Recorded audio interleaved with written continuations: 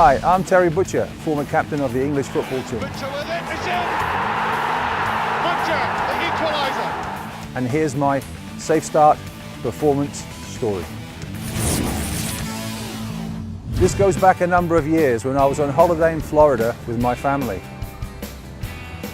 We were on the beach swimming around with my boys who were 4 and 7 years old. So we weren't out far, just splashing around in the shallows. We were mucking about with an air mattress, having a great time when I fell off. It felt like I had stepped on something really sharp.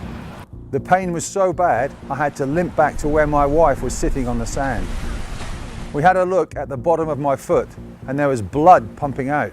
Not life-threatening or anything, but it was really shocking to see, especially as it was me. It felt so sore that I hobbled to the lifeguard, who said it was a stingray, and told me to get to a doctor or a hospital ASAP. So my friend who was with me, Jimmy, went back to the apartment to get the keys to the van. And I told him to get my passport and traveller's checks because I knew I would likely have to pay for this treatment. He helped me get to the van and opened it up for me to get inside. But unfortunately at that moment, I lost my balance. You see, the pain was just excruciating. He put the keys down on the seat to help me. He reached out to steady me and the door just slid closed. But now the van was locked with the keys, the only set of keys, sitting on the seat. So now we're faced with a decision. Either we call a taxi or an ambulance. The other alternatives are to break into the van or smash a window. We thought the taxi and the ambulance would take too long, so we tried to get into the van with a coat hanger. And after a while, we finally got in. And Jimmy started to drive towards the closest doctor we could find.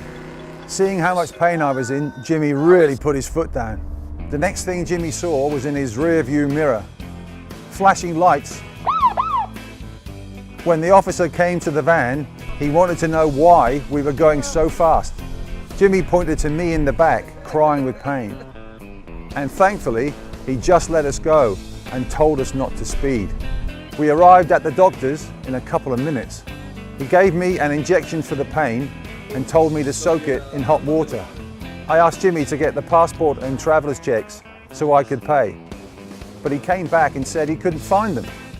My first thought was that I'd left them in the apartment, but Jimmy said no, he definitely brought them out to the van. I then remembered putting them on top of the van when we were at the apartment. Just then a police car pulled up in front of the doctor's office. Now I'm thinking, oh, just great. I'm going to get arrested because I couldn't pay the doctor. But the officer came in with the passport and traveller's checks and said, "Did you lose these?"